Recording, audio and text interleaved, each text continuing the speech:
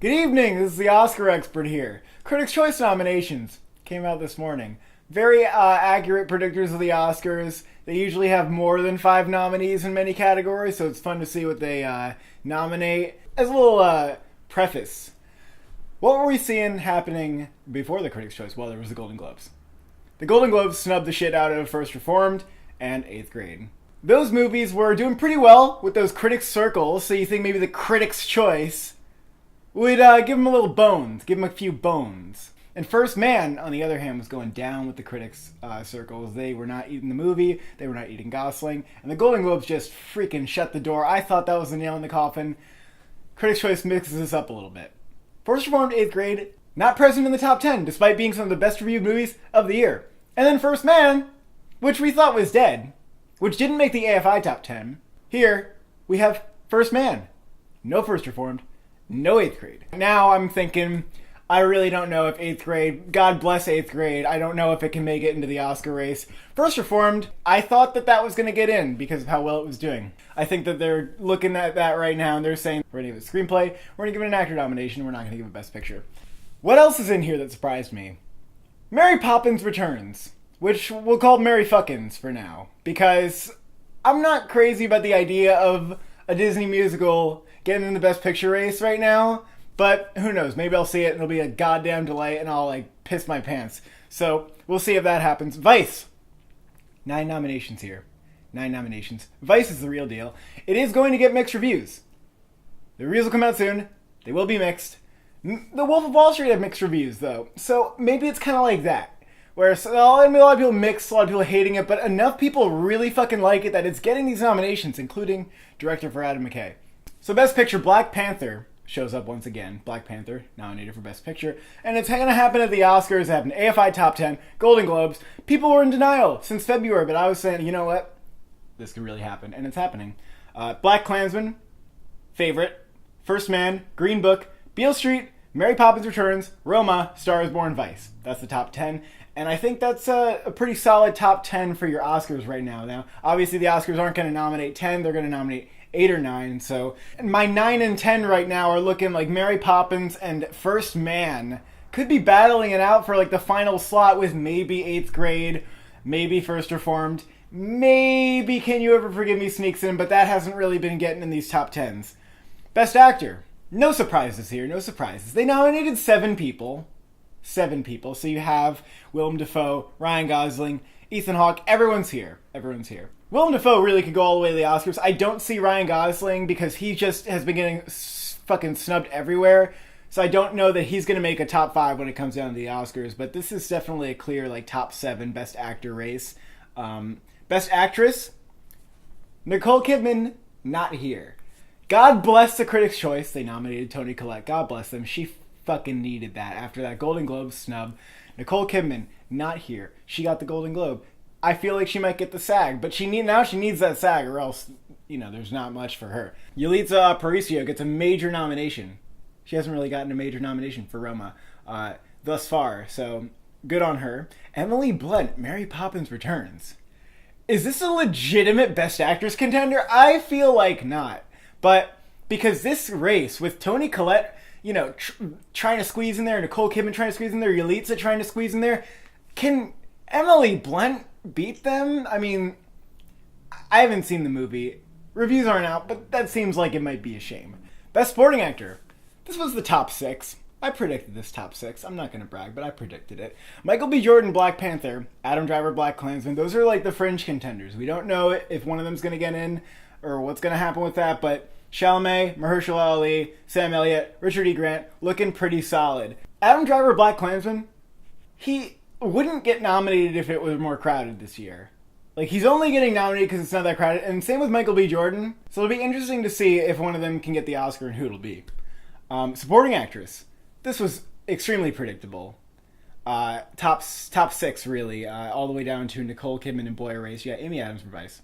You got 2 of the favorites, Emma Stone and Rachel Weisz. And then you've got Regina King, who's probably going to win, and Claire Foy for First Man. Best Ensemble. Yeah, you bet Crazy Rich Asians got in. Of course it's getting in. It's going to get that SAG nomination. Black Panther got that nomination too. A lot of people don't think that Black Panther's getting that SAG. Black Panther's getting that SAG nomination. The Favorite, obviously a lock for Ensemble. Vice getting that Ensemble award, and then you've got Widows, which Widows has like a huge fucking cast, but I feel like Widows has been getting snubbed so much, it's going to miss out on that SAG nomination. You know what's not here? A Star is Born. I'm not going to predict that for the SAG anymore, because it's going to be like how they snubbed The Shape of Water or La La Land. Even though those movies did so well across the board, it's just not going to get that SAG nomination. I think they might go for like, the SAGs might go for like Green Book randomly, which would be pretty weird, but like it could make sense for them. Best Director. 7 nominees, and Barry Jenkins is not here. What to make of that? Barry Jenkins gone. He didn't get the Golden Globe. He didn't get the Critics' Choice. Why are they not nominating him? They nominated Damien Chazelle for First Man. Absolutely deserves it. Is First Man back from the dead? Or is this just its last ride? Spike Lee for BlacKkKlansman's looking pretty solid. Adam McKay for Vice is looking like a serious threat. Having gotten that Golden Globe and the Critics' Choice now, he is a big threat for director. Peter Farrelly for Green Book. Also, big contender right there. Peter Farrelly in Green Book is getting all these nominations, despite his movie being like not very visually interesting. So again, this director race is getting pretty tight, because obviously the locks are Cuarón, Lanthimos, despite the Golden Globe sub, Lanthimos is the lock here, and then Bradley Cooper. So then you got Peter Farrelly, Spike Lee, Adam McKay, Barry Jenkins, all are going to be battling out for that last slot. I mean, they are going to have to, rip each other's ears off for that thing. Best Original Screenplay. This is pretty obvious considering it's the top 7. A Quiet Place gets in here. A Quiet Place was like maybe going to contend for Best Picture here, but it's not. The only not comedy nomination for 8th Grade is right here, so. Best Adapted Screenplay. Now this is a clear top 4 and they're all here. Can you forgive me? Beale Street, Star is Born, BlacKkKlansman. That 5th slot is a little iffy, but there's 2 nominees here. They nominated Black Panther for Screenplay, which is kind of weird. And then they nominated First Man, which, seemed pretty... Again, they're nominating First Man for everything that we thought that it was done for. I'm a little disappointed that The Hate U Give didn't get in here, because I thought maybe that movie has a chance, especially at the Critics' Choice. But now that it's not here, I don't know what its screenplay chances are. But again, I don't really see First Man or Black Panther getting into the Oscars. So that 5th slot might not be here. Black Panther got like 12 nominations, so you can bet your ass it's a big Oscar contender. Ryan Coogler didn't get director, so that's just not happening. Cinematography. Again, we got a pretty predictable top 5 here, with Roma, Beale Street, Star is Born, The Favorite, and First Man. But then Black Panther squeezed in for that 6th slot. Rachel Morrison's trying to get her 2nd nomination here. But the other contender in this category that's pretty big is Cold War, which is the director of Ida, and Ida got nominated for cinematography despite being a foreign film because it was black and white.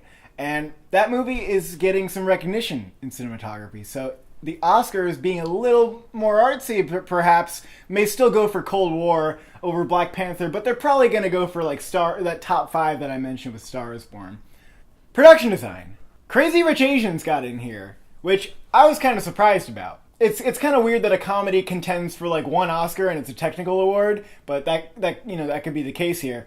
Roma actually popped its head in for production design here, which looking like it's on the rise for production design. Really get in there for production design, but they snubbed in this category is Mary Queen of Scots. Mary Queen of Scots did not get a production design nomination.